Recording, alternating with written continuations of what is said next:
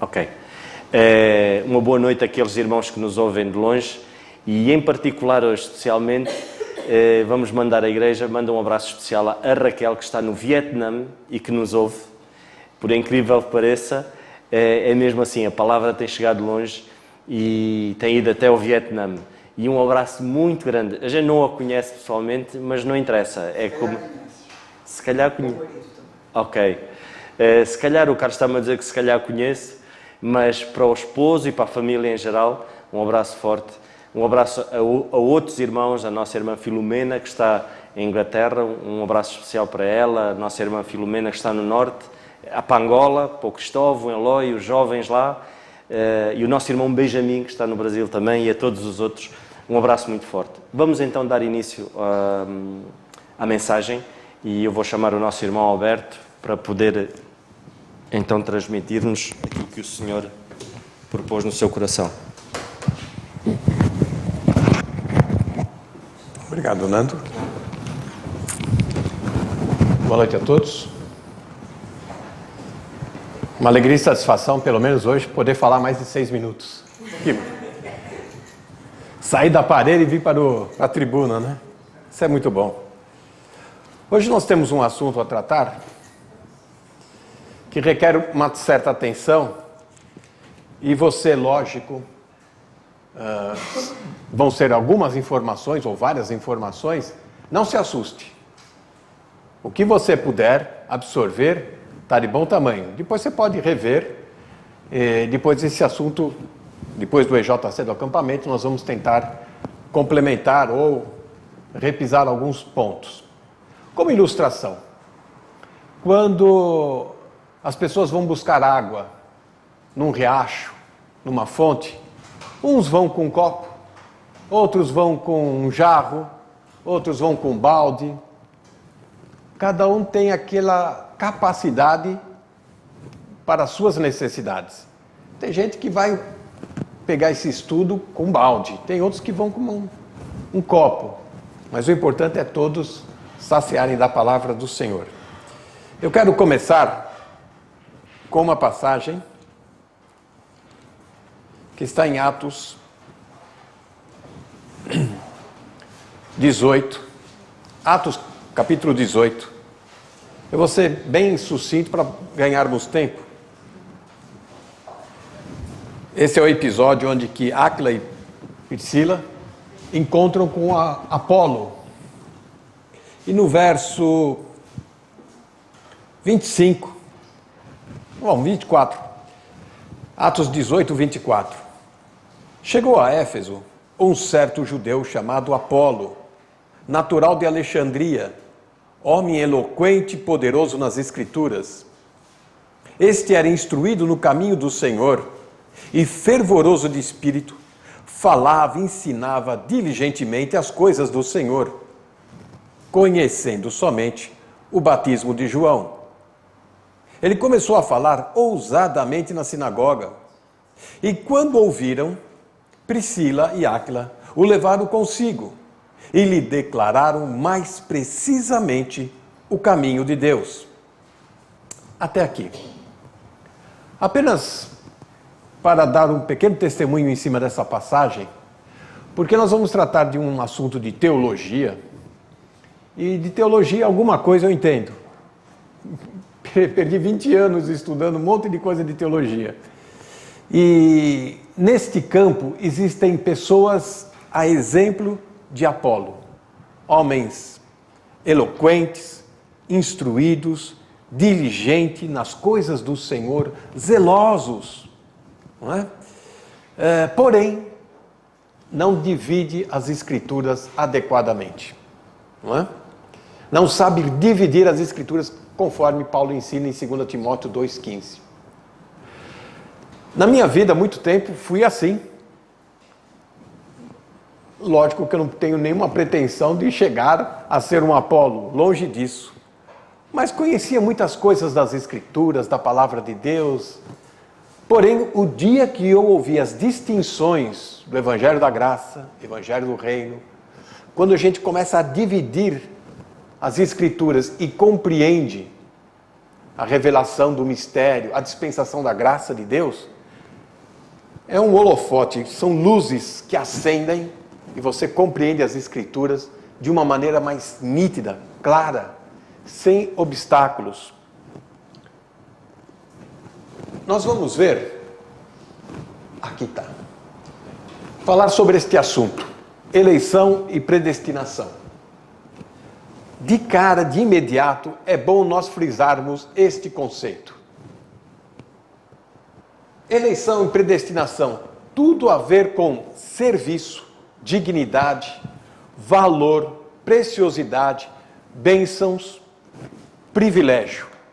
Eleição, predestinação tem a ver com santos escolhidos em Cristo para bênçãos, para privilégios, para serviços. E não eleição, predestinação, como diz as Escrituras, a teologia, que seria Deus escolhendo alguns para a salvação e outros ficariam para a perdição. Essa é a teologia que está por aí. O apóstolo Paulo ele escreve em 1 Timóteo 6, verso 3 a 6. Se alguém ensina alguma outra doutrina, e se não conforma com as sãs palavras do nosso Senhor Jesus Cristo, e qual doutrina que é segundo a piedade, é soberbo e nada sabe. Pode saber muito de filosofia, pode saber muito de teologia, de psicologia, de histórias bíblicas, mas conhecer a piedade, a graça, é uma outra história. É o que Paulo alerta. Nós estamos estudando aqui às quartas-feiras Colossenses. E Colossenses, no capítulo 2, que nós ainda estamos, né? E um dia, quem sabe, sairemos do capítulo 2, não é? Diz assim no verso 4. E digo isso para que ninguém vos engane com palavras persuasivas. Não é um discurso vago, não é mais uma opção, mas são palavras argumentativas, persuasivas, que seduz qualquer pessoa pela sua aparência de lógica, de coerência, de raciocínio, e que ninguém vê nenhum perigo, nenhuma maldade nisso. Depois, no verso 8, tende cuidado para que ninguém vos faça presa sua, por meio de filosofias, vãs sutilezas, segundo a tradição dos homens, segundo os rudimentos do mundo, e não segundo a Cristo. O apóstolo Paulo sempre advertiu a igreja, alertou a igreja sobre esta matéria, que nós precisamos compreender um pouco. Aqui estão os nossos artistas da noite, né? João Calvino, de lá, e Jacobus Arminius, que era um holandês, tem esse nome latino, já explico. Não confundir com a etnia do país Armênia. Quando se fala arminianismo, todo mundo vai pensar em armênios. Não, não tem nada a ver. João Calvino e Jacó Armínio. Quem são esses dois? Estas duas figuras que poluem toda a doutrina da cristandade.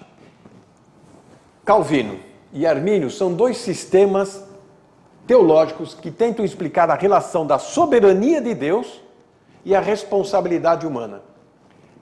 Essa é a tese desses dois teólogos. Opa! Tá bom.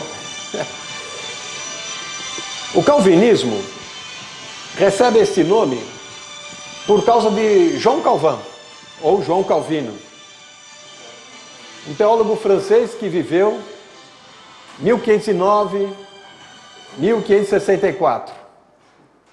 Percebam que nós estamos ainda saindo da época da Reforma, ou ainda na Idade Média. E Armênio, ou os arminianos, já um pouco mais tarde, no início do século XVII. Leva esse nome deste holandês Jacob Hermansons. Mas, para facilitar, colocaram Arminius, porque na época o latim era a língua, digamos, oficial da filosofia, da teologia, da ciência. Então nós temos aqui duas escolas, Calvino e Armínio. Porém, essas duas escolas, se olharmos bem, são galhos do mesmo tronco, que nós vamos compreender logo, logo. Ambos desses teólogos, eles misturam a justificação, a santificação, a glorificação, estes aspectos da salvação, eles misturam tudo. Porque a teologia não faz distinções. Ela mistura lei e graça, ela mistura Israel e igreja, e aí começa a confusão. Muito bem. Como nós lemos em Colossenses 2, sistema dos homens, filosofias dos homens. Agora aqui temos desdobramentos. É lógico que nós vamos nos deter um pouco mais em Calvino. Por quê? Vou explicar.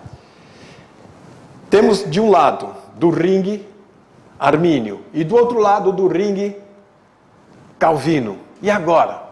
Esse é o embate. Porém, nós temos John Wesley, nós temos outros, Pelágio, outros que se desdobraram fruto desses dois pensamentos, Calvino e Armínio. Nem vamos entrar em detalhes dos outros, porque são meros desdobramentos e variações. Uns mais radicais, outros mais suaves. E a escola de Calvino é a mesma coisa. Alguns são mais radicais, outros são mais ortodoxos, outros mais dogmáticos. Temos vários. Campbell, Lloyd Jones, MacArthur, tantos outros. Todos esses calvinistas, como os armenianos, eles flutuam nas suas teologias. Uns são mais radicais, outros são mais liberais, e assim eles caminham. Ok? 1 Coríntios, capítulo 1, no verso 12, Paulo exorta a igreja de uma maneira assim, assombrosa. Espera um pouquinho. Está Cristo dividido? Espera um pouquinho. Uns dizem que é de Paulo, outro diz que é de Pedro, outro diz que é de Apolo, outro diz até que é de Cristo. Que história é essa? Não é? Ora, atualizando, uns dizem que é de Armínio, outros dizem que é de Calvino, outros dizem que é de John Wesley, outros dizem que é de Pelágio, outros dizem que é de... a igreja de Cristo é uma. A doutrina bíblica é a que prevalece. Para o nosso estudo, para nós compreendermos melhor o que estamos dizendo, aqui nós vamos usar teologia, que é um termo amplo, sempre no sentido de filosofias humanas, ok? E doutrina bíblica, aquilo que a palavra de Deus, a gente extrai da palavra de Deus. Aqui está um resumo para compreendermos o que um grupo fala e o que o outro grupo também fala. Parecem antagônicos, porém, são quase que similares, siameses. Vamos começar com a coluna de lá, Calvino. Esses 5 pontos resumem todo um tomo teológico do pensamento de João Calvino. Como nós vimos, ele vem a falecer em 1604. No lugar de Calvino, isso lá na Suíça, fica um tal de Teodoro Beza, que segue a escola que Calvino fundou. Dentro dessa escola, já no ano de 1620, por aí, 1615, entra um aluno calvinista estudar, chamado Jacó Armínio, estudando calvinismo. Esse rapaz, ele estuda aquele monte de tomo teológico e começa a contestar algumas afirmações que Calvino fazia. O grupo acadêmico daquela universidade lá em Amsterdã, em Roterdã, na Genebra, o que eles fazem? Eles percebem que a escola que o argumento de Armínio está ganhando força. E muitos estão criticando a posição já estabelecida pelo finado e saudoso João Calvino. Para isso, cria-se em 1620 um concílio da Igreja para oficializar que o calvinismo seria a linha de conduta, de ensinamento da Igreja, entre aspas, que estava na Reforma. Muito bem. Esse concílio, chamado de Dordrecht, que é uma cidade lá da Holanda. Curioso, nesta Assembleia de Dordrecht só tinha votantes calvinistas, professores do instituto, do seminário, bispos e reverendos. Os arminianos não foram convidados, pois eram já classificados como hereges. Estão desafiando o João Calvino. Primeiro ponto, eles colocam assim, depravação total do ser humano. O que eles querem dizer assim, o ser humano, na verdade, eu sei que a depravação é uma palavra meio pesada, né? Eles estão querendo dizer que é a incapacidade total do ser humano para entender o Evangelho, para aceitar a fé, para crer em Jesus. Por quê? Eles pegam o texto lá de Efésios 2. O homem está morto em delitos e pecados. Ora, um morto não pode decidir, um morto não pode crer, um morto, eles dizem isso. Logo, se Deus, o Espírito Santo, não vier para ressuscitar espiritualmente este homem que está morto em pecado, ele não vai ter chance alguma. Começa aí. Depois eles dizem que a eleição, a escolha de Deus por esse pecador é incondicional. Deus escolhe sem nenhuma condição. Simplesmente eu fui com a cara do Luiz, está salvo. Vem para o meu time. Lando, rapaz, você não está bom. Você fica no outro time. Vai separando. São escolhas assim, arbitrárias de Deus. São decretos, é um termo que a teologia calvinista usa muito, decretos de Deus. Graça, a graça para eles é irresistível. Na hora que a graça de Deus aponta, você fica como que hipnotizado e eu ouço e obedeço. Aí você vai para o time de Deus. Não é? A graça é irresistível. Na hora que você encontra com ela, não tem como você dizer não, não tem como você pensar, Senhor, eu posso pensar mais tarde, eu te ligo depois, te dou uma resposta. Dizem que é irresistível. E a expiação, aí é outro grande problema, a expiação é limitada. O que é expiação? A morte de Cristo na cruz do Calvário, ela foi especificamente para os eleitos. Por isso que é limitada para os eleitos, não é para os outros. Quem não é crente não vai ser crente. Deus nunca escolheu para ser crente, então só o sangue de Jesus só vai para aqueles que são eleitos. Ponto final. E por último, o quinto ponto seria a perseverança dos santos. O que é isso? Perseverança é aquilo. Se você continuar na doutrina calvinista, se você continuar dedicado na religião, quem sabe você será salvo. Mas tem que perseverar, hein? Não vamos dar nada de graça para vocês. É o ponto deles. Percebe, então? Então, 5 pontos para resumir todo aquele monte de livros escrito, chamado de Institutas da Religião Cristã, de João Calvino. Deste lado aqui, o pensamento de Armínio. Armínio estava na escola de Calvino. Ele não é contemporâneo de Calvino. Calvino morre em 1604. Ele vem depois, ele era bem criança quando Calvino morreu. Vai estudar mais tarde na faculdade ou no seminário, onde Beza fica no lugar de Calvino. E na sua tese ele começa a contestar estes pontos que nós apresentamos agora. Então ele começa a fazer o antagonismo de tudo aquilo que era de João. Primeiro, a depravação para eles, a incapacidade, seria parcial. O homem está morto em delitos e pecados, mas ainda ele tem condições de responder com fé. Era o ponto dele. Interessante, curioso. É mais ou menos quando o seu telefone cai e quebra, mas ainda dá um sinalzinho de vida.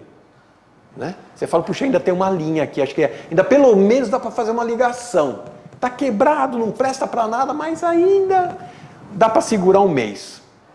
Mais ou menos isso que Armínio falava. Olha, o homem está perdido, está quebrado, perdeu a imagem de Deus, mas ainda tem algum vislumbre lá que ele consegue ainda perceber.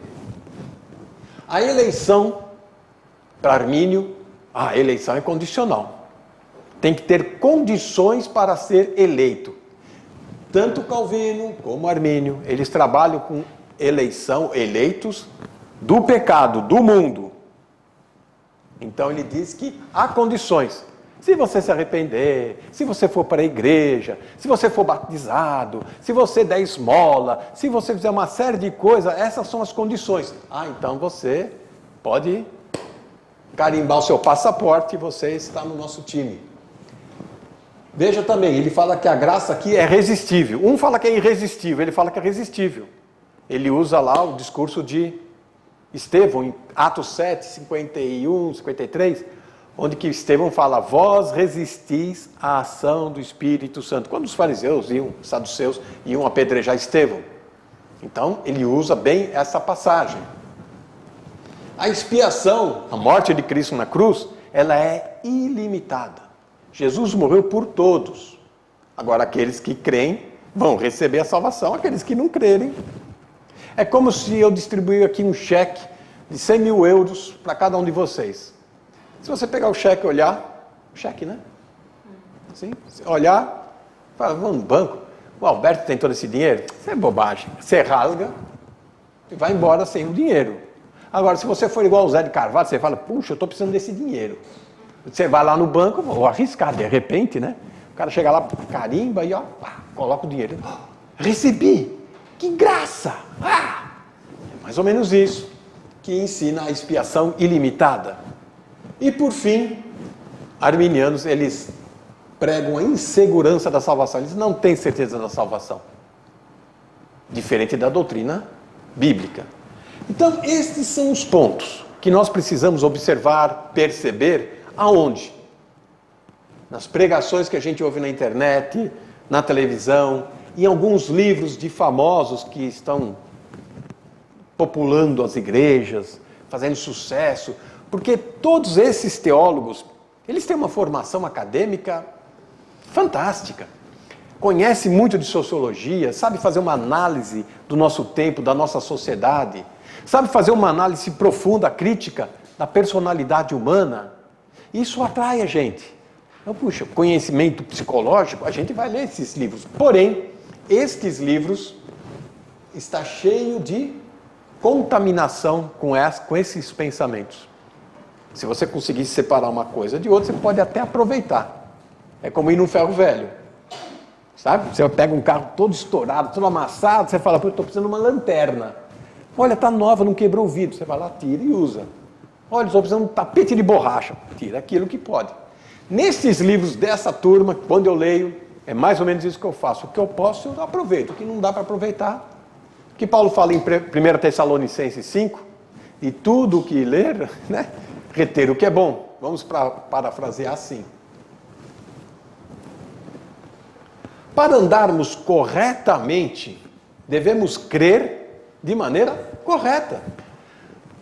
Pois a doutrina afeta a nossa prática, o nosso andar. Quando a gente apresenta este assunto, teologia alta ou teologia baixa, isso é um termo que Mackintosh utiliza, ele classifica assim. Teologia alta, os calvinistas. Teologia baixa, arminianos. Muitos vão falar assim, bom, mas isso aí não tem prática para mim, eu estou preocupado com a minha segunda-feira, com o meu trabalho, estou preocupado com o exame médico, estou preocupado com tanta coisa, eu vou ficar preocupado com o pensamento de gente da Idade Média. Porém, uma doutrina errada leva a conduta errada, leva a uma expectativa de vida errada. Primeiro, vimos que eles não têm segurança de salvação. Já é uma atitude errada. Já pensou que sentimento você fica? Será que eu estou salvo hoje? Acho que não, né? E aí? Meu time perdeu, eu xinguei o juiz. Será que eu estou salvo? Como é que fica? Não tem segurança nenhuma. E outras práticas também. Será que eu sou eleito? Ou não sou eleito? Que angústia! Pois, esse tipo de situação, olha como é sério o assunto. Um autoritarismo de fé. Perceba, a premissa principal desse sistema, desse esquema, são os decretos de Deus. Essa palavra não está na Bíblia, os decretos de Deus, mas está na teologia. E de repente você importa esses termos de teologia para dentro da Bíblia sem perceber que é uma filosofia humana.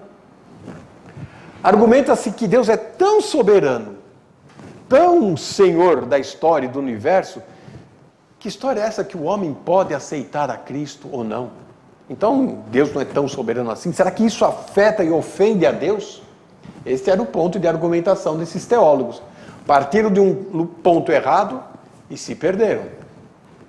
Agora, esse teólogo, Charles Buck, em 1811, ele faz uma afirmação que é, no mínimo, para assustar.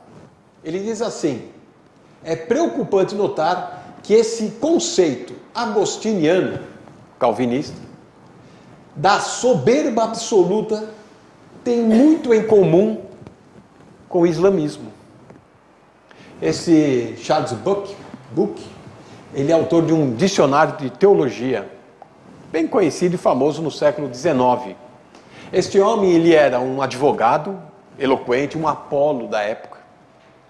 Porém, tinha uma vida devassa, tinha uma vida comum, mundana. Porém, ele se converte. E quando se converte e conhece a graça, a vida dele se transforma completamente. Ele vai beber nas Escrituras para conhecer o amor de Cristo na vida dele. Aí ele chega a essa conclusão.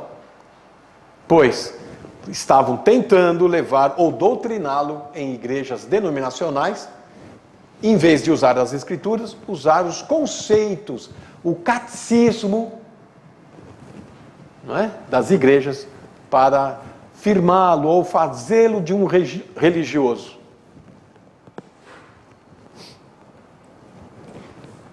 Vocês conhecem a expressão crente piolho?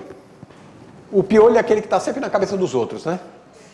Sempre vai anda na cabeça dos outros. E tem gente que é assim, não é? Nós temos também que ter cuidado com a gente, não é?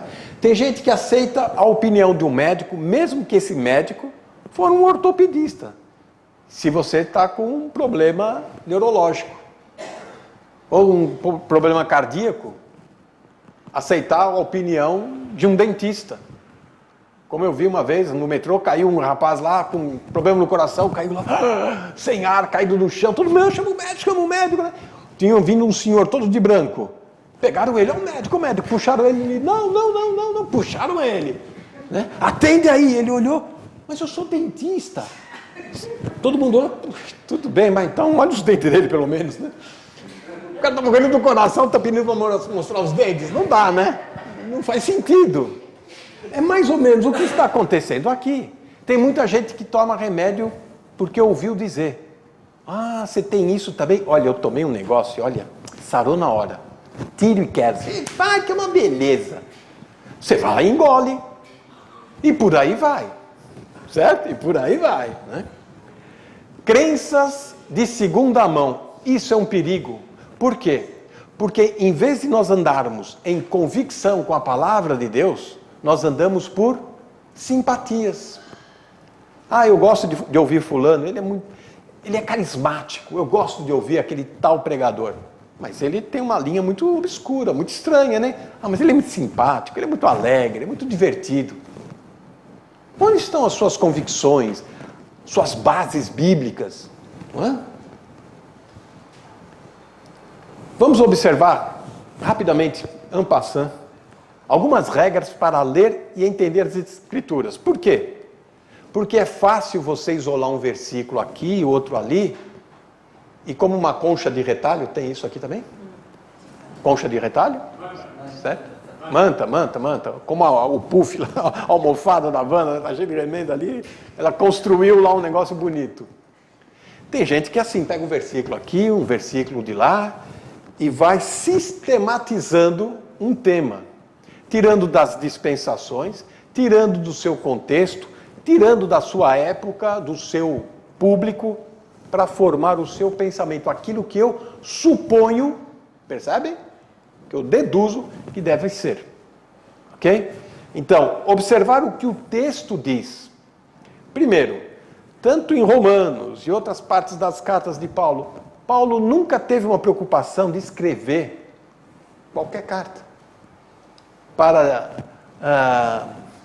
discorrer sobre eleição e predestinação. Ele nunca está dizendo isso. Porém, os teólogos querem ler Paulo com os óculos da teologia, achando que Paulo está falando sobre eleição de pecadores, sobre predestinação de perdidos. Mas Paulo não está tratando disso. O conceito que Paulo está colocando nas cartas é que precisa ser entendido. Considerar o contexto, importante. Não acrescentar nada às Escrituras. Eles colocam o decreto de Deus, mas já está acrescentando, não é? Não tirar nada das Escrituras. Mas essa parte aqui não está bem traduzida. Essa parte eu acho que não faz parte dos originais. Aí colocam lá um colchete. Eles fazem isso, editam Bíblias e vendem. Quem falou para você que não faz parte dos originais? Quem falou para você que essa palavra não está no... Aonde? Então, esses teólogos do século XIX para cá, para acomodar o seu pensamento, o que eles fazem? Não sei, mas esse texto aqui não está muito claro no original alexandrino. Não está muito claro nos vaticanos, que são os termos. Comparar escrituras com escrituras. E quando a Bíblia ficar em silêncio algum assunto, fica em silêncio. Quantas perguntas nós queremos saber? Mas a Bíblia não está tratando desses assuntos. E usar uma linguagem, digamos, simples, bíblica. Um exemplo muito rápido para compreendermos. Atos capítulo 13, no verso 48.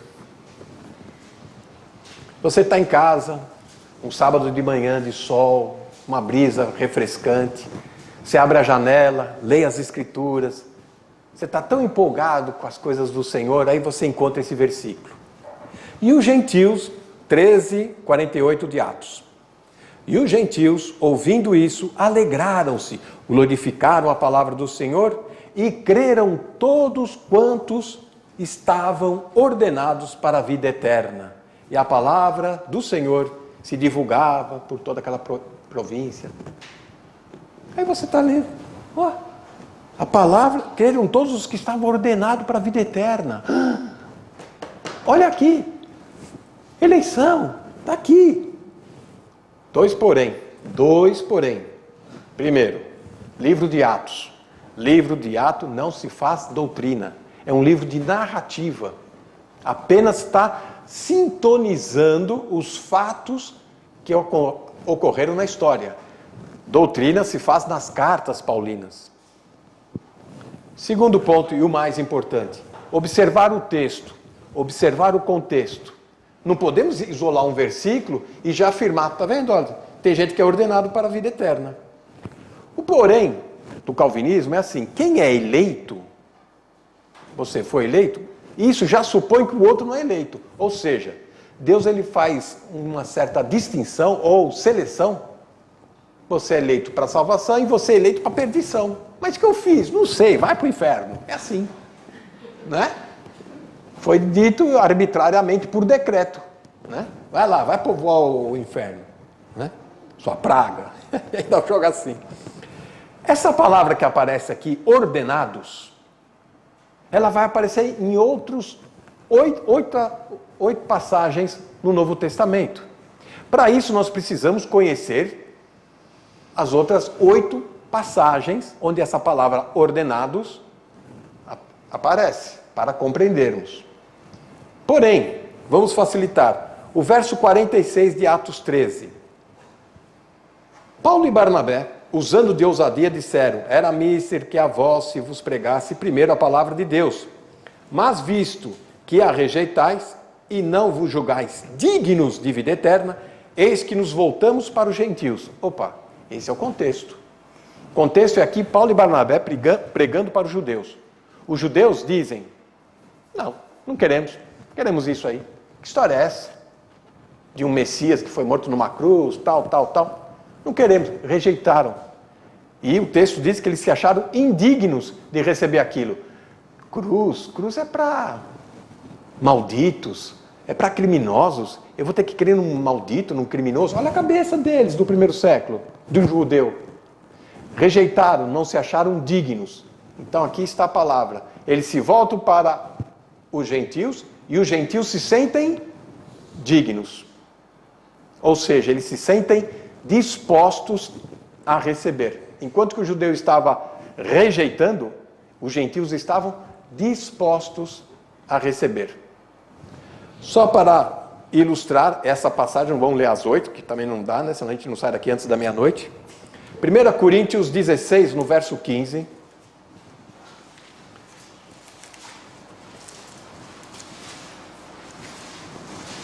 Aqui. 1 Coríntios 16, verso 15. Agora vos rogo, irmãos, sabeis que a família de Estefanas é a primícia da Gaia e que se tem dedicado ao ministério dos santos. Está aqui a palavra ordenados. Conforme alguma tradução antiga vai variar. Elas têm se dedicado ao ministério, ela tem se disposta ao ministério, ela está se submetendo ao ministério, assim como os gentios, nesse verso, está se submetendo à palavra que os judeus estavam rejeitando. É assim que explicamos as Escrituras. Agora, o método calvinista ou da teologia, arminiano também, é fazer uma teologia sistemática. Pega todas as passagens, versículos, coloca tudo numa linha, passa a régua embaixo, calcula, vê quanto dá, faz um desconto para o freguês, se quiser, e pronto. Leva para casa, é seu. Não é? Sem distinções, o que acontece? Confusões. Claro, só pode haver. A teologia calvinista, ela também é conhecida como teologia do pacto, ou como teologia da aliança, aliancismo, ou teologia da substituição, substituição. Pronto. Né? E que mais? Eu lembro de outras que foram. Por quê? Como eu falei no início, existem ramos do calvinismo.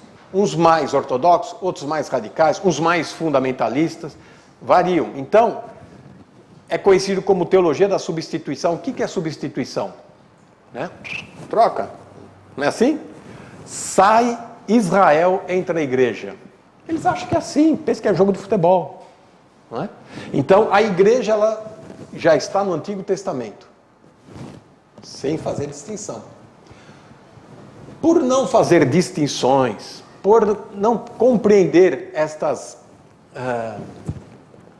divisões das Escrituras, há uma deficiência em vários campos da sua doutrina bíblica. Por exemplo, eclesiologia, que fala da prática da igreja, fala da organização da igreja. Para eles, é bem diferente daquilo que é uma igreja das Escrituras, da Bíblia. Uma igreja autônoma, feita de irmãos que têm o dom para edificar uns aos outros. Escatologia, que é o estudo de eventos proféticos, futuros.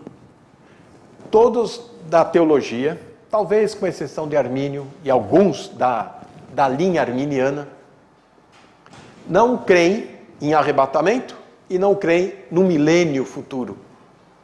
Eles são amilenistas. A quer dizer 100. Ou já estão vivendo no milênio. Então, a doutrina começa a ser falha. No sentido, o livro de Apocalipse é um livro preterista. Já aconteceu no ano 70, quando Jerusalém foi destruída, blá, blá, blá. Veja as igrejas que estavam lá e tal. Então, quer dizer, não existe mais nada a acontecer para eles nas Escrituras. E outro termo da teologia chama-se soteriologia, né? As verdades da salvação e tudo mais. Estas bênçãos também têm dificuldade, como vimos, né? Eleição incondicional, perseverança dos santos. Agora, qualquer livro de teologia, de dicionário, um comentário. Você vê um comentário bonito, uma capa grossa, forte. Você fala, olha, William McLaren. Você fala, eu vou comprar. Embora eu preferia a Ferrari, mas não tem, então vai McLaren mesmo, né?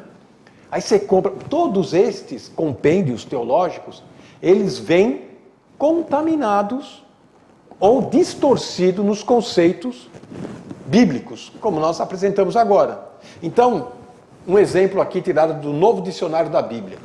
Eles dizem que Paulo, eu até coloquei uma interrogação, eles dizem que Paulo apresenta a eleição divina como uma escolha graciosa, soberana, eterna de pecadores individuais para que sejam salvos. Predestinar é um ato de Deus e já está determinado desde a fundação do mundo e tá. Mas onde que está isso nas Escrituras? Está no dicionário dele, mas aqui na minha escritura, eu quero saber aqui na Bíblia, onde está? Onde ele tirou para formular todo esse conceito? Não está. Para compreendermos, assim como a teoria da evolução permeia todos os livros das escolas, faculdades, do mundo acadêmico, assim também a teologia calvinista, a mais forte, permeia todos os comentários, dicionários que você possa imaginar e comprar. Então, aquele lá que você chega em casa agora vai olhar, você fala, você deve ser calvinista, né? Fique desconfiados com ele. Em Lucas capítulo 12, Jesus fala assim, acautelai-vos do fermento dos fariseus. Porém, lá em Mateus 23, Jesus dá uma outra instrução para os discípulos. Mateus 23, então falou Jesus à multidão e aos seus discípulos, na cadeira de Moisés estão assentados os escribas e fariseus. Todas as coisas, pois, que vos disserem, que observeis, observei, fazei-as, mas não procedais em conformidade com as suas obras, porque dizem não fazem. Aqui está o fermento. Jesus fala, olha, os fariseus estão na cadeira de Moisés, estão legislando, mas temos que fazer o que está na lei. Mas a conduta destes homens, temos que ter precaução. Vez ou outra aparece um novo livro de teologia sistemática, comentários e etc, etc. Sempre uma novidade, alguém trazendo um novo conceito, uma nova revelação. Eu estava estudando tanto e eu não sei, eu consegui enxergar aquilo que Lutero não viu, Wesley não viu. Grandes homens de Deus da história, grandes homens. Respeitamos muito deles. Mas você foi enxergar o que essa turma não enxergou, que Lloyd Jones não viu, Francis Schaeffer não viu e tantos outros. Você foi o privilegiado, você, hein? Guru, não é? A eleição na teologia, aqui começa o drama. De onde vem tudo isso? Será que tudo dá pena de Calvino? Que pena. Veja, João Calvino, ele é um segundo movimento da Reforma Protestante. 1517, quem surge? Lutero. Pregando a justificação pela fé. E vai nessa linha. A geração seguinte, em vez de seguir essa direção da justificação pela fé, por aí vai, a segunda geração está preocupada com a eleição. Esqueceram da justificação, que foi o grande start, o grande estupim para começar a reforma protestante, assim chamada. Em vez de continuarem por esse caminho, surge então a preocupação com eleição e se perderam nesse looping teológico. A influência de João Calvino, ela vem de um outro padre. Vocês sabem que Lutero era um padre, né? Que Deus o tenha, tal, mas ele era um padre. Um monge, né? Um frei. Muito bem. Tinha um outro na história também, daquele momento de Lutero, chamado Utrick. Fugiu o nome. Mais um pouco, força. Utrick. Perdi ele, mas não tem problema. O Utrick, ouviu que é esse, é esse. Esse Utrick era um padre mesmo, e que ele vinha carregando toda a teologia de Santo Agostinho. que é o fundador, o organizador da Igreja Católica, no ano 390 depois de Cristo. Esse Santo Agostinho, o que ele faz? Ele quer compreender as Escrituras, ele quer sistematizar o pensamento cristão e tirar dúvidas, etc. Ele vai usar métodos da filosofia grega. Então ele vai importar a metodologia de Aristóteles, que passou e já foi testada por Orígenes, um outro pai da igreja, como a história relata. Então veja que o viés vem por estes católicos e que... Eu esqueci o nome do Eurico, olha, quando eu for embora eu vou lembrar, vou ficar com raiva. Aí, o que acontece? É esse camarada aqui que passa toda, digamos assim, as informações ou influências para João Calvino. E lá vai ele. Dizem que pecadores eleitos totalmente incapazes de crer no Evangelho têm que ser atraídos pela graça, uma graça irresistível, tem que receber a fé, não é que a fé que você tem de você crer. Se Deus não te der a fé, você não vai conseguir crer. E tem uma contradição aí, você tem que orar pedindo essa fé. Agora, se eu estou orando é porque eu já tenho fé. E como é que eu vou orar? Senhor, me dá uma fé para eu poder crer? Eu preciso ser salvo, entende? A situação aqui está difícil. Como é que vai ser isso? Eles dizem isso, pregam assim, não é? Receber a fé para crer e agora, então, precisa perseverar até o fim. Na teologia, usa-se alguns termos de doutrina bíblica, principalmente misericórdia, ok, tal, justificação. Eles andam bem em algumas áreas, mas escorregam sempre. Para eles, graça não vai passar de uma eletricidade espiritual. É aquela força motriz que você tem para começar a andar na fé cristã. Mudar completamente o conceito de graça. É simplesmente uma pólice de seguro contra o inferno. Pronto. Se você for para o inferno, você já está garantido. É lógico que eu estou exagerando, estou sendo muito simplista, mas para passarmos alguns conceitos. O rico Zwinglio. Zwinglio, olha só, esse mesmo, né? Eurico Zwinglio, que era um padre, etc. Muito bem, tá?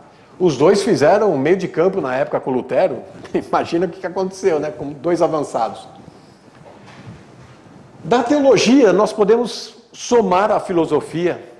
Conclusão, nós vamos ter a sociologia. Eu sei, é chato isso tudo, mas calma lá. No final do século XIX, início do século XX, aparece esse homem, né?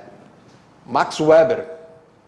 Ele tem um ensaio, um livro, que ele prova que a ética calvinista na Europa ou no mundo ocidental promoveu um progresso, promoveu uma revolução do comportamento e da etiqueta, da educação, por causa do calvinismo. Ah, então não é tão ruim assim? Não, não é ruim assim não. Veja só o comportamento, não é? Muito bem, aqui o livro dele, Ética Protestante e o Espírito do Capitalismo. Mas não é para você ler, não. Qual que é o conceito? Bom, os calvinistas, para evidenciar que é um eleito, porque ele não tem essa certeza.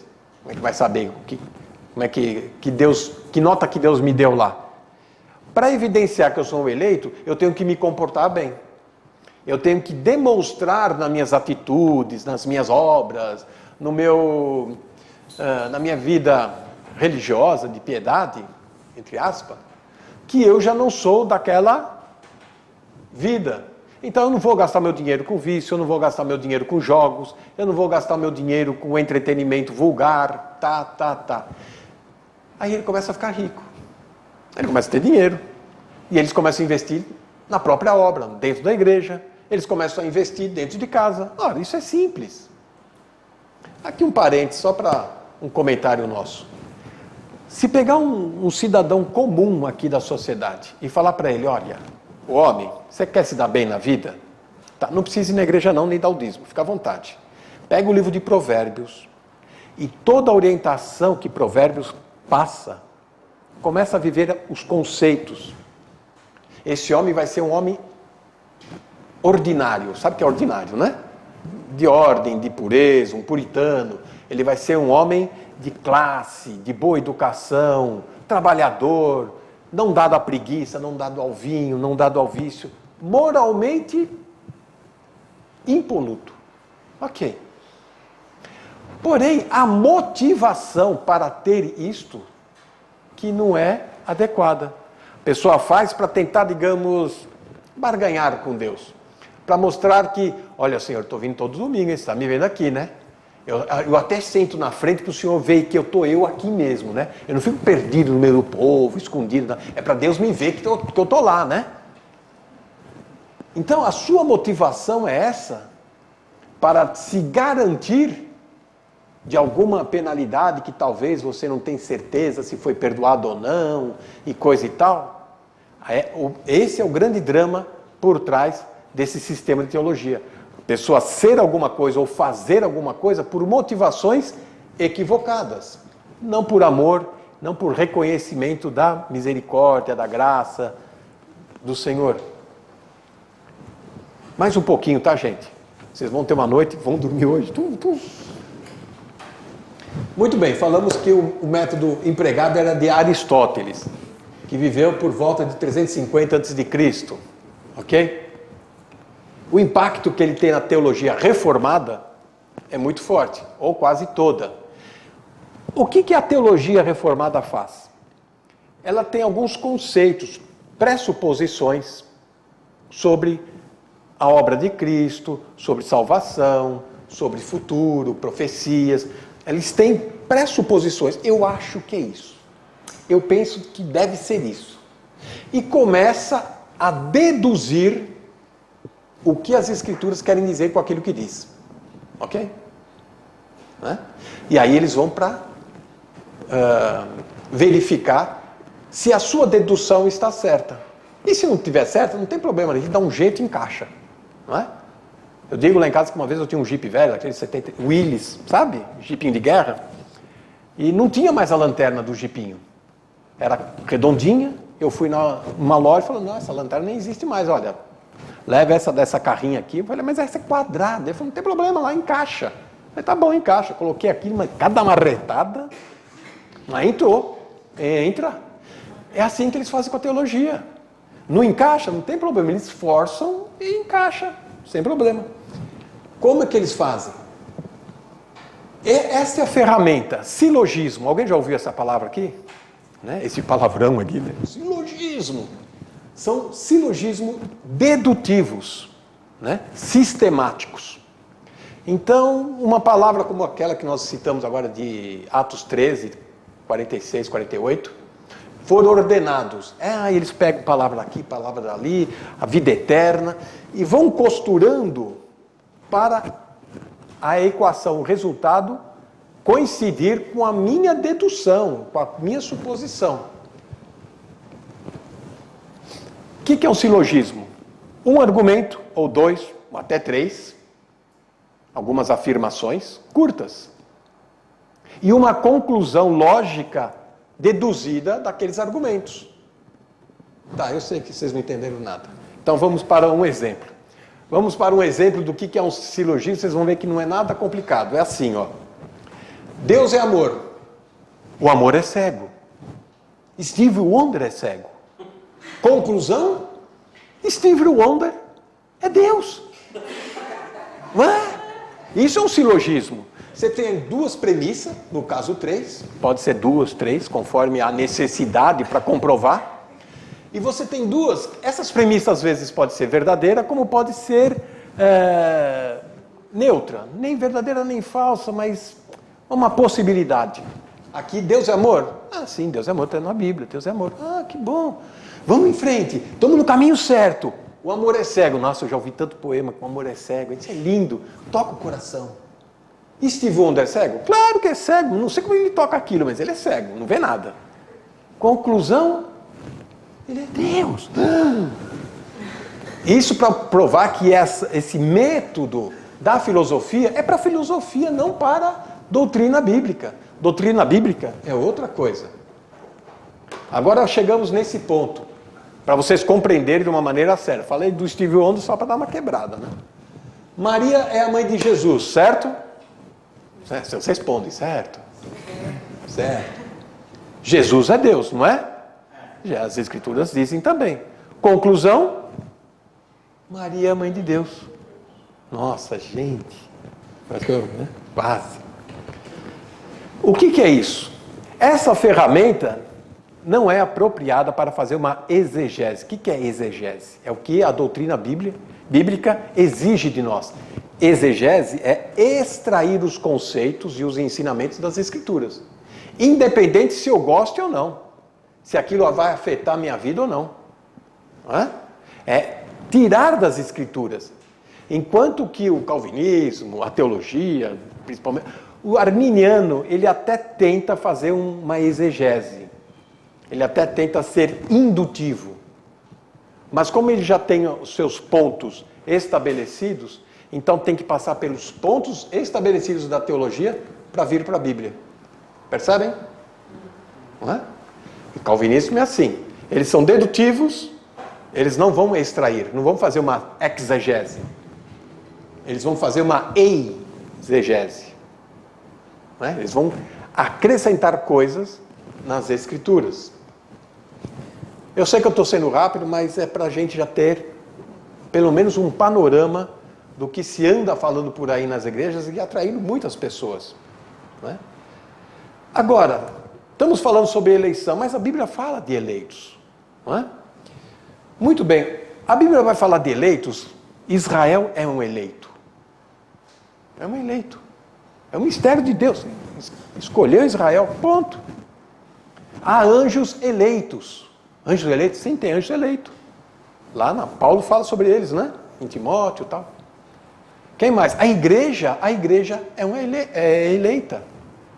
Cristo é eleito, o eleito de Deus. Lemos isso nas Escrituras. Mas, como falamos no começo, todos, Israel, igreja, Cristo, anjo, ninguém era perdido, pecador, e veio para ser salvo. Não. São eleitos para uma obra, para um serviço, para um privilégio, para bênçãos, para uma posição, e não para uma condição de sair do pecado. Anjos pecadores foram perdoados? Não, a Bíblia não ensina isso. Eleitos para uma tarefa. Cristo tem alguma parte que fala que é pecador? Jamais, nunca, heresia, bobagem. Mas eleito para quê então? Para a cruz. Eleito para uma obra, para uma posição de privilégio. Agora, se você crê em Cristo, você está em Cristo. Se você está em Cristo, logo você é um eleito. Pronto. Mas eleito para quê? Para servir ao povo de Deus, para servir a Deus. O que é servir a Deus? Adorar a Deus. Você já tem uma posição de privilégio. É assim que funciona. Está aqui, já adiantei isso aqui porque o nosso tempo está correndo. Veja, nós estamos dando aqui um panorama, aqui daria pelo menos umas 4, 5 meses. Eu sei que os irmãos não iam me aguentar 4, 5 meses por aqui. Deixa eu observar esse detalhe aqui que está em Romanos. Muitos pegam o texto de Romanos para provar a eleição, para provar a predestinação. Peraí. Romanos, que é a carta mais doutrina que Paulo escreveu, ele caminha bem, falando sobre salvação, justificação, santificação, até o capítulo 8. Quando chega no capítulo 8, ele pensa, eu estou escrevendo tudo isso, e os meus conterrâneos israelitas vão ficar muito nervosos comigo. Eu preciso explicar o que está acontecendo aqui, senão eles vão falar que a igreja ficou no lugar de Israel. Eu preciso mostrar para eles que não é isso. Então ele faz o quê? O que nós chamamos de um interregno, um parêntese dispensacional, em Atos 9, 10 e 11. Romanos. Romanos. 9, 10 e 11. O que eu falei? E o que é? Romanos. Ok. Então, Romanos 9, 10 e 11, Paulo faz esse parêntese dispensacional para falar do passado de Israel, capítulo 9. O presente de Israel, na incredulidade, capítulo 10. E o futuro de Israel, no capítulo 11. Ele está tratando de Israel, não está tratando de uma pessoa, de você, daquele pecador que está na esquina, daquele outro que não... rebelde e tal. Não está tratando disso. Paulo não está pensando nessa teologia de Calvino, de Arminio, não está pensando nada disso. As pessoas que colocam Calvino na cabeça de Paulo. Absurdo. Então veja, se você pegar o capítulo 8 e pular em Romanos do 8 para o capítulo 12, a novela continua, você não perdeu nenhum capítulo. Flui. Porém, ele abriu uma exceção para falar sobre o povo dele, o hebreu, né, o israelita. Qual a chave para entendermos essa questão de teologia sobre eleição? Fazendo essa distinção. Eleição na teologia diz que é pecadores tendo em vista a salvação. A Bíblia não ensina isso. Olhe bem que você vai ver que não é assim que se trata. Eleição da Bíblia. Aí sim, a escolha de santos tendo em vista suas bênçãos. Servir, seu privilégio, sua posição em Cristo, etc. Quando você insiste na teologia, vamos perder a cor, o sabor da vida cristã. Tudo vai virar cinza, tudo vai virar chuchu. O que é chuchu aqui? Não sei. Tem chuchu aqui? Tem. Não tem gosto, né? Chuchu não tem gosto. Se você não colocar um sal lá, mel, o Carlos põe mel, essas coisas, mas eu não. A igreja perde o sabor, perde a cor, perde o brilho, perde o propósito. Bom, eu não sei se eu sou eleito, não tenho certeza da salvação, não existe arrebatamento. Qual que é a minha esperança no futuro? Para que a Escritura? Bom, se Deus me elegeu, eu vou perder meu tempo? Já estou eleito mesmo, não é? Quero terminar com esse testemunho aqui do Mackintosh. Mackintosh é da virada do século, no século XIX, 1870, é chamado da linha dos irmãos.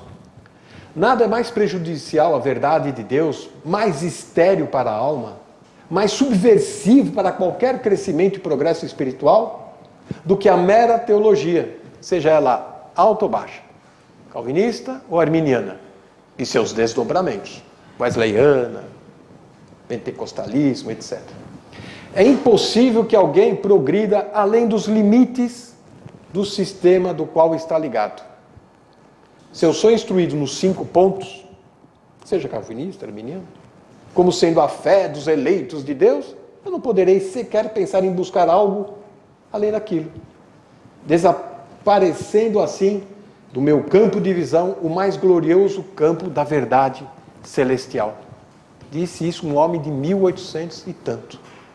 E hoje as igrejas estão sendo cada vez mais seduzidas por uma lógica de ciência humana, de filosofia racional. Isso atrai o jovem principalmente. Isso seduz aquele que gosta de ficar argumentando quantos anjos cabem na cabeça de um alfinete.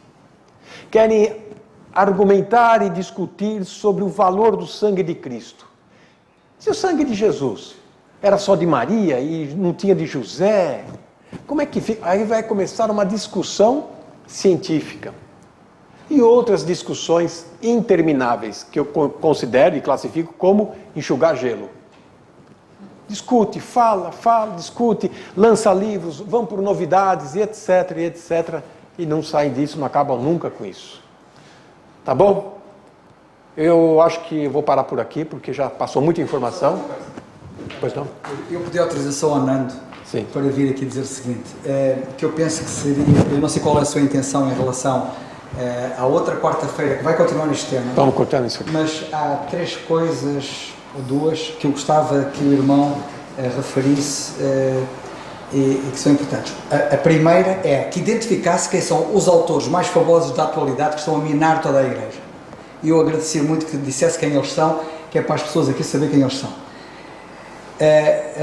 Outra coisa que eu também agradeceria, claro que não vai ser agora, provavelmente vai fazer isso na outra quarta-feira, é mostrar pelas Escrituras, onde aparece a palavra eleição e predestinação, como é que o contexto nada tem a ver com perdidos, mas tem a ver com salvos. Sim. Isto é muito importante ir mostrar, que é para todos verem, no contexto, que a eleição tem a ver com salvos e não com perdidos. Portanto, aquela ideia de eleger perdidos para a salvação, isso estraga a Bíblia. Sim. É uma heresia mesmo. E é importante que as pessoas saibam disso. E por último... Vou ter mais. Não, para explicar esses contextos, pode ficar para a outra quarta-feira, Sim. que eu agradeceria, que era muito importante. Citar os autores, acho que é muito importante citá-los já. E por último, se achar conveniente, se não pode ter essa ideia para depois, fale daquele exemplo, daquela mãe, em relação àquele filho, Pois. que eu penso que é muito importante, que é para as pessoas perceberem a gravidade destas heresias que podem conduzir a tragédias. Ouçam isto. Pois. Bom, o que ele pediu aqui simplesmente foi uma conferência, né, de 1 dia e meio, mas não vai dar, Carlos. Vamos lá. Primeiro, os meus filhos, desculpa a propaganda, né, estudaram num colégio de linha reformada, calvinista, né? Nem vou falar o nome da instituição, porque é uma instituição conhecidíssima no Brasil, de boa influência. Né? Eu vou apanhar quando chegar. Eu vou chegar lá, eles vão me buscar no aeroporto. Pois, então, eu preciso destacar isso. Eles estudaram no colégio presbiteriano, Mackenzie, e a faculdade. Agora, os seus líderes, eu os considero muito. São amigos, são gente da melhor qualidade. Nós estamos aqui colocando o pensamento da teologia, que é incompatível com as Escrituras. Eles têm lá a sua argumentação. E muito bem por eles. O meu melhor amigo é um grande presbiteriano, embora ele também seja um português, o Sérgio da Silva. Ele é presbiteriano, calvinista, e a gente se diverte junto quando estamos juntos, conversando, etc. Muito bem. Quais são os autores que estão predominantes? Praticamente todos os que estão no mercado. John Piper, R.C. Sproul, é Roberto Carlos, né? Sproul, Timothy Keller, faz muito sucesso. Paul Washer tem poucos livros, mas tem muitos áudios rodando dele aí. Aquele John MacArthur. O John MacArthur, ele é uma peça rara. Ele tem uma Bíblia de comentário que é dispensacional, mas digamos que é um dispensacionalista de primeira marcha. Sabe o que é primeira marcha de carro? Só de largada. Ele não consegue engatar a segunda, terceira. Ele só separou Israel e igreja. Pronto. Os demais comentários são calvinistas e perniciosos, eu não gosto. Mas ele tem muitas informações arqueológicas, informações de contexto, isso é interessante. Quem mais que teria na parada aí? Augustus Nicodemos, né? Quem? Não, tem o Hernán Dias Lopes, Paulo Júnior, Solano Portela, Mauro Meister, tem o outro que tem... Vai por aí fora, né? E por aí vai. Né? Tem uma senhora na igreja, a minha igreja tem uma vertente calvinista, a igreja que eu ia, né? Claro, fica bem entendido, senão vocês vão me arrancar daqui de cima. E ela ouvindo uma aula, etc., tal, nesse tom, e sabendo que eu penso diferente, eu já dei algumas aulas lá, ela percebe a diferença, e ela veio procurar toda cabisbaixa, toda desacorçoada, como a gente diz lá, né? Entende o que é desacorçoada? Toda desorientada. O que houve, dona Marisa? Então, quer dizer que não tem jeito para o meu filho? O que aconteceu com ele? Ele não é um eleito. Como assim? Olha, eu já tentei trazer ele na igreja, ele participou da reunião de jovens, já participou da reunião de acampamento, já participou de grupo de louvor, tal, mas ele não se firma na igreja, não leva nada a sério, ele sempre volta para os amigos da escola, do mundo, volta para as festas, farra, tal. Ele não quer saber. Ele está crescendo, já está naquela fase que, olha, já nem adianta falar com ele, porque não tem jeito. E olha, fazer o quê, né? Não é eleito mesmo, não foi escolhido, né? Paciência, né? Isso é Uma heresia brutal, terrível. Não é? Falei, mas não tem nada a ver. Onde está isso nas Escrituras? O Senhor Jesus, né? João 3,16, né? Deus amou o mundo e tal, mas que Deus, seu Filho, para todos aqueles que nele creem. A turma da teologia fala, esses todos que aparecem no texto são todos eleitos. Lembra que eu falei que eles acrescentam coisa nas Escrituras? Quando eles falam todos, não é todos de todos, planeta inteiro, não, todos os eleitos. Ora, se fosse assim, Jesus falava, eu vim aqui para morrer pelos eleitos, pronto, pelos da minha terra, Israel, pronto, acabou. Não fala, as Escrituras são inspiradas, né, são inerrantes, a inspiração da palavra é plenária, ou seja, aquela palavra que está aqui, ela foi inspirada para estar nesse lugar, nessa posição, ok? Essa pessoa está sem nenhuma orientação. Eu falei, não, isso não existe, isso é coisa que eles falam, mas não é verdade. Continua semeando a palavra, porque uma hora a palavra não volta vazia. A parábola do semeador, que seria um outro tema. Eles dizem que, está vendo? Uns resistem à graça, porque é a cartilha deles, né? É a confissão deles, o catequismo deles. Está vendo? Alguns rejeitaram a graça, resistiram à graça. Outros, e assim vão. Porém, a semente é a palavra. O problema não está na palavra, o problema está no coração humano. Então, aquele coração precisa ser alcançado. É essa a questão. Tá bom? Então, próxima quarta, na próxima outra, depois do acampamento, a gente continua. Obrigado.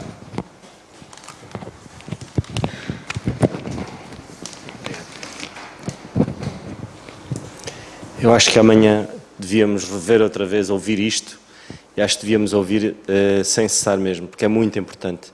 Foi muita informação que a gente recebeu e graças a Deus que isto está a ser gravado e é motivo de nós revermos constantemente, porque costuma-se dizer que a melhor defesa é o ataque. E quando eu falo nisto, refiro-me, infelizmente, muitas das vezes deixamos-nos contaminar por estas linhas que são muito perigosas, e não há nada melhor que o ataque é nós sabermos a verdade, e isso é o principal. Sabendo a verdade conseguimos distinguir de facto estes ataques, porque se não estivermos seguros na palavra de Deus, facilmente nós vamos nos deixar levar por estas linhas que são perigosíssimas. Daí às quartas-feiras nós estarmos aqui para estudar a palavra de Deus como ela é, e que o Senhor nos ajude para que assim o seja. E graças damos a Deus por podermos perceber, porque também é importante nós sabermos estas linhas, porque infelizmente muito subtilmente vão sendo infiltradas em acampamentos, em retiros, em muita coisa, e nós precisamos checar isto, porque se assim não for, vamos estar a beber, vamos estar a ir buscar água no sítio errado. Que o Senhor nos ajude. E foi muito bom. E para a semana temos a continuação, para a outra semana, desta mensagem. Vamos ficar de pé, irmãos, e vamos terminar com a oração. Senhor nosso bendito e amado Pai, nós queremos te dar graças mais uma vez, porque de facto é importante, Pai, o quão importante é cada vez mais a necessidade de nós estudarmos a Tua Palavra, Pai, de conhecermos verdadeiramente a revelação do mistério, Senhor, estabelecida para a Igreja, Corpo de Cristo, hoje, para que possamos estar seguros. Não há nada melhor, Senhor, do que nós nos deitarmos e termos a segurança das Tuas promessas, Senhor, de que a qualquer momento Tu vens buscar a Tua Igreja, Senhor, de que estamos seguros no sangue do Senhor Jesus Cristo, por aquilo que Ele fez por cada um de nós, Senhor. São promessas, Senhor, que Tu nos dás através da Tua Palavra, muito claras, muito explícitas, e que nos ajudes, Senhor, a bebermos da Tua Palavra, para podermos, de facto, detectar o erro. Só conseguimos detectar o erro conhecendo a verdade. E nós te agradecemos porque Tu nos tens privilegiado, Senhor, com a Tua Palavra, e ajuda-nos, Senhor, a entendê-la, ajuda-nos a interpretá-la, Senhor, como ela é, Pai. Mais uma vez te agradecemos pelo nosso irmão Alberto e pela exposição deste mundo, Senhor, que infelizmente muitas linhas, Senhor, contaminam as Escrituras, Pai, e é importante que nós tenhamos conhecimento disto, para quando formos, porventura, interrogados com estas situações, possamos responder sabiamente e inteligentemente, Senhor. Graças te damos mais uma vez por esta noite e que tu nos possas conduzir em bem, cada um, Senhor, e que possamos continuar a rever a tua palavra constantemente. É o que nós te pedimos e agradecemos neste momento, no nome do teu Filho, nosso Senhor Jesus Cristo. Amém. O culto está terminado, irmãos.